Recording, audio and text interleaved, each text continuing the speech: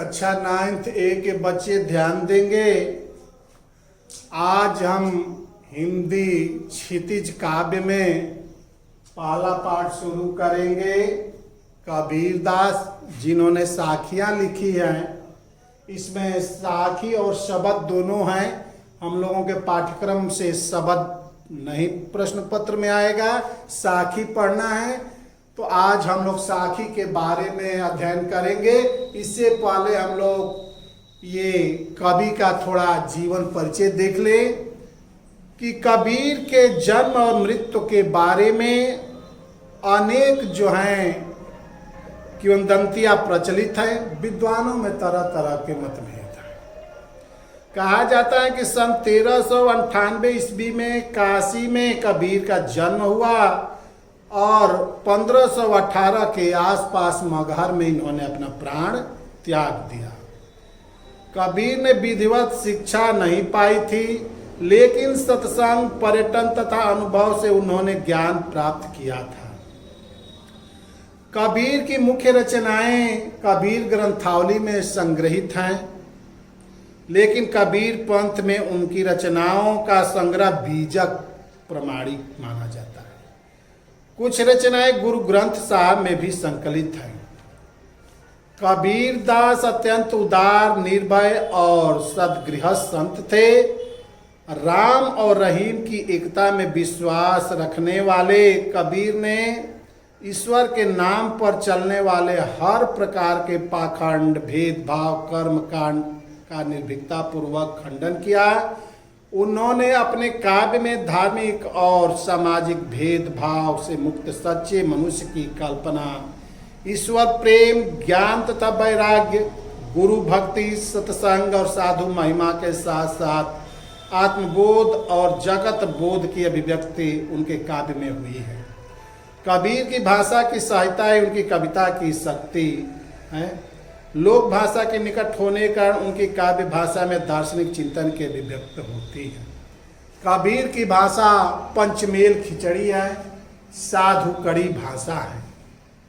कबीर दास जी पढ़े लिखे नहीं थे। मस कागज छुओ नहीं, लेखन गयो नहीं हाथ, स्वयं इन्होंने कहा है। कभी कॉपी किताब उठाए ही नहीं थे।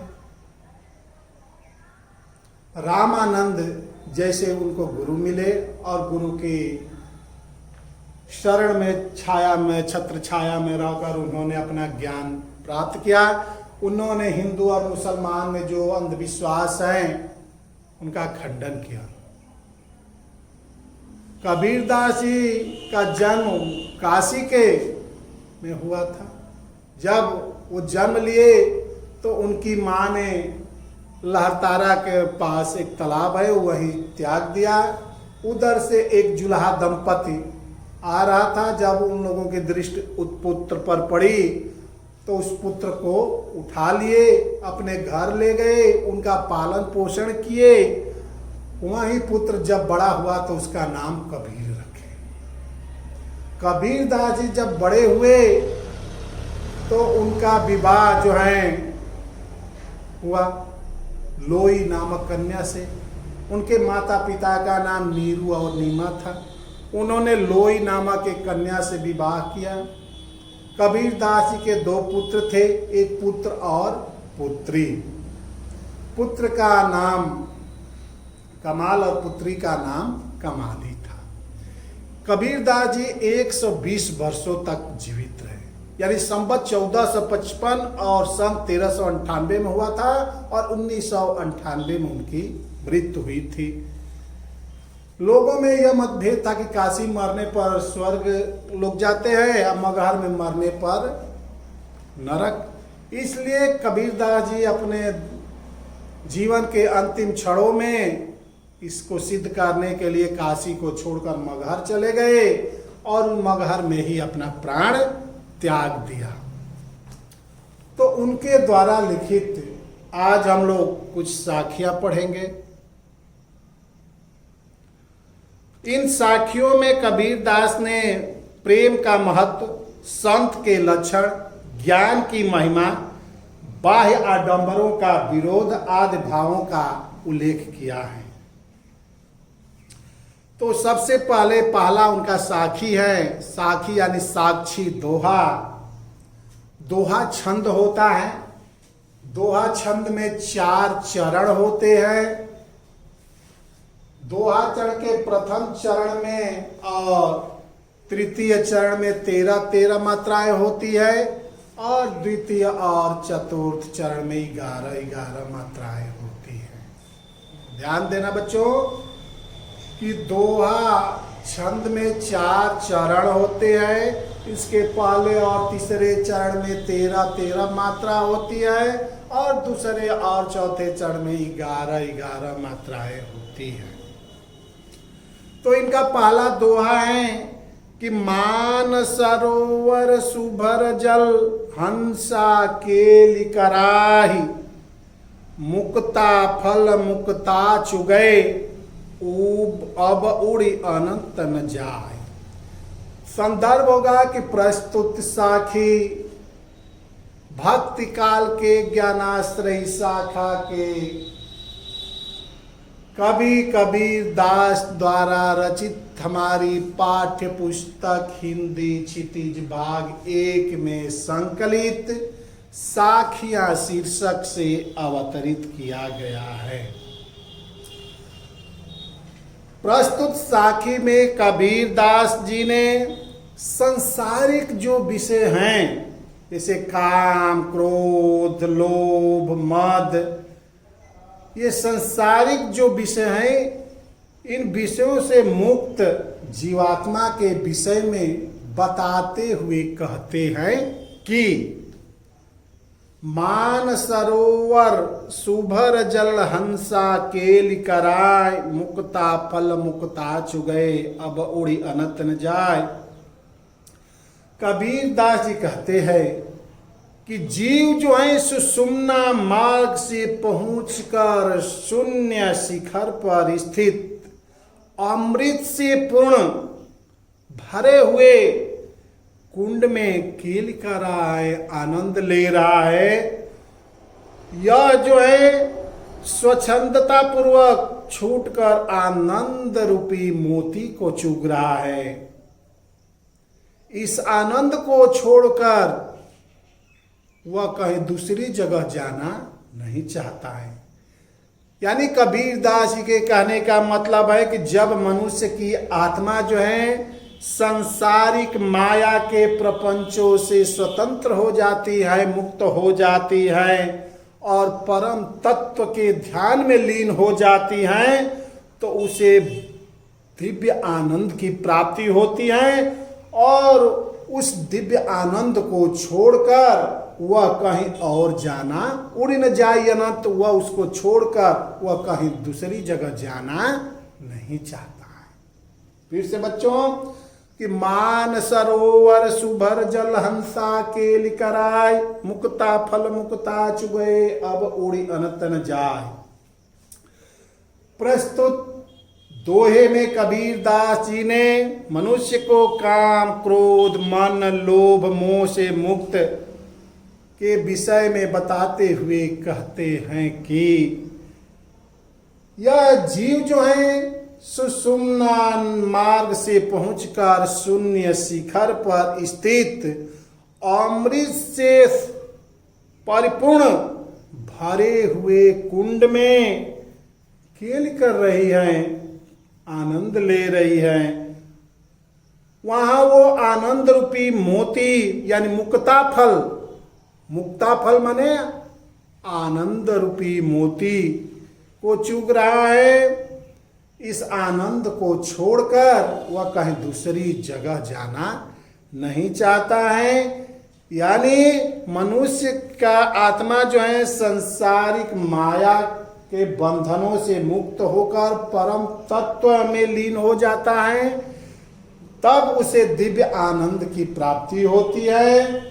वह किसी वस्तु की प्राप्ति की इच्छा नहीं करता है, यानी वह और वहां से कहीं दूसरी जगह जाने की इच्छा नहीं करता है। दूसरा है बच्चों कि प्रेमी ढूंढत मैं फिरो, प्रेमी मिले न कोई, प्रेमी को प्रेमी मिले सब विष अमृत होए। संदर्भ वही रहेगा, प्रसंग बदल जाएगा इस दोहे में।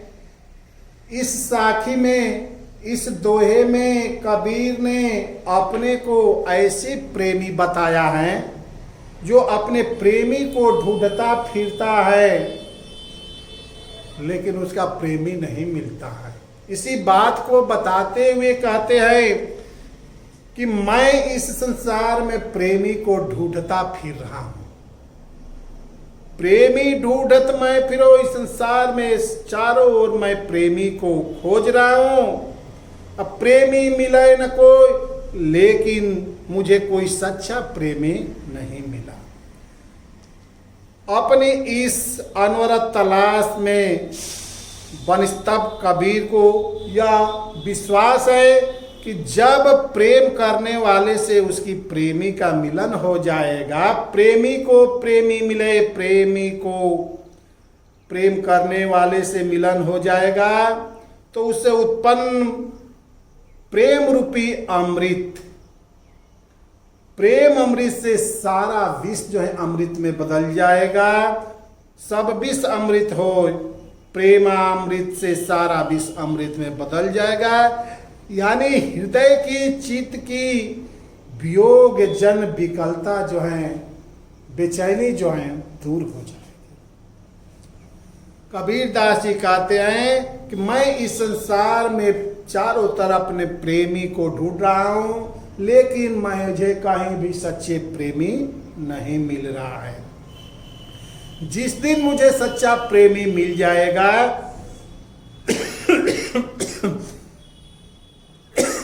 उस दिन मेरे हृदय का सारा विष अमृत में बदल जाएगा, दूर हो जाएगा। तीसरा दोहा है, हस्ती चढ़िए ज्ञान को सहज दुलीचा डार, स्वान रूप संसार है भूखन दे झक मार। इसमें भी संदर्भ वही रहेगा, प्रसंग इसका बदल जाएगा। तो प्रस्तुत साखी में कबीर दास जी ये बता रहे हैं कि ज्ञानी अथवा ज्ञान प्राप्त की इच्छा रखने वाले को सावधान रहना चाहिए। इसी बात को बताते हुए कहते हैं कि हस्ती चढ़िए ज्ञान को सहज दुलीचा डाल, कि हे मनुष्य तुम ज्ञान के हाथी पर चढ़ो, लेकिन सहज का दुलीचा डालकर, यानी सहजता का व्यवहार करके।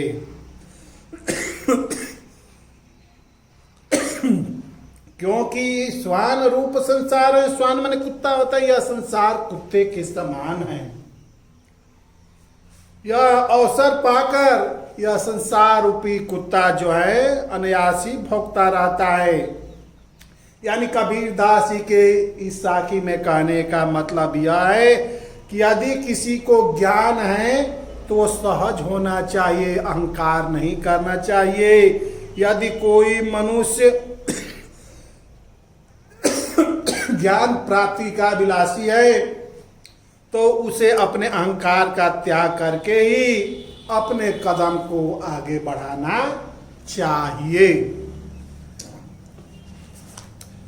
फिर से तीनों दोहों को मैं दोहरा देता हूं बच्चों। पहला है कि मान सरोवर सुभर जल हंसा के लिकराय, मुक्ता फल मुक्ता चुगए अब उड़ी अनत न जाय। प्रस्तुत दोहे में कबीर दास जी ने संसारिक विषयों जैसे काम, क्रोध, लोभ, मोह से मनुष्य को मुक्त होने के बारे में बताते हुए कहते हैं कि मान सरोवर सुभर जल हंसा के लिकराहि। हंसा यानी हंसा यानी आत्मा, दो अर्थ होता है। तो यह जीव जो है सुषुम्ना मार्ग से पहुंचकर शून्य शिखर पर स्थित अमृत से परिपूर्ण भरे हुए कुंड में केली कर रहा है तथा स्वच्छंदता पूर्वक वहाँ आनंद रूपी मोती यानी मुक्ता फल को चुग रहा है। उस मुक्ता फल को छोड़कर यह जीवात्मा कहीं दूसरी जगह जाना नहीं चाहता है। यानी मनुष्य का आत्म संसारिक माया के बंधनों से मुक्त होकर परम तत्व में लीन हो जाता है, तब उसे परम आनंद की प्राप्ति होती है और उस परम आनंद को छोड़कर वह अन्यत्र जाना नहीं चाहता है। दूसरा है कि प्रेमी ढूंढत मैं फिरो, प्रेमी मिले न कोई, प्रेमी को प्रेमी मिले सब विष अमृत होय। प्रस्तुत साखी में कबीर दास जी अपने को प्रेमी बता रहे हैं और एक सच्चे प्रेमी की चारों तरफ खोज रहे हैं, लेकिन उनको सच्चा प्रेमी नहीं मिल रहा है। इसी चीज को बताते हुए कहते हैं कि मैं संसार में एक सच्चे प्रेमी ढूंढ रहा हूं, लेकिन मुझे कोई सच्चा प्रेमी नहीं मिलता। अपनी इस अनवरत तलाश के बनस्बत कबीर को यह विश्वास है कि जब प्रेम करने वाले से उसके प्रेमी का मिलन हो जाएगा तो उससे उत्पन्न प्रेमामृत से सारा विष अमृत में बदल जाएगा। यानी चित्त की वियोग जन विकलता जो है मिलने से दूर हो जाएगी। तीसरा है कि हस्ती चढ़िए ज्ञान को सहज दुलीचा डार, स्वान रूप संसार है भूखन दे झकमार झकमार। मुहावरा है। इस दोहे में कबीर दास जी ने बताया कि ज्ञानी अथवा ज्ञान प्राप्त की इच्छा रखने वाले को सावधान रहना चाहिए। कबीर कहते हैं कि ए जीवात्मा, ए मनुष्य, तुम ज्ञान के हाथी पर चढ़ो लेकिन सहजता का व्यवहार करो, दुलीचा डाल लो, क्योंकि यह संसार जो है कुत्ते के समान है जो अवसर पाकर ज्ञानी जनों पर भौंकते हैं। यानी कबीर के इस कथन का मतलब यह है कि यदि किसी को ज्ञान है तो सहायता का व्यवहार करे। यदि कोई मनुष्य ज्ञान प्राप्ति का अभिलाषी है तो उसे अपना अहंकार त्याग करके ही इस दिशा में अपनी कदम बढ़ानी चाहिए। तो आज हम लोग कबीर दास का संक्षिप्त जीवन परिचय देखे। कबीर दास द्वारा रचित साखियों में से 3 साखी के बारे में संदर्भ प्रसंग व्याख्या हम लोग देखे। बच्चों, इसको आप लोग अध्ययन कीजिएगा, वीडियो को देखकर उसका अर्थ ग्रहण कीजिएगा, क्योंकि परीक्षा में कॉम्प्रिहेंसिव क्वेश्चन करता है। इसमें से 2 साखी दे देगा और दोनों पर प्रश्न करेगा। अब उसको पढ़कर उसमें से उत्तर खोजकर अपनी कॉपी में आप लोग लिखिएगा। धन्यवाद।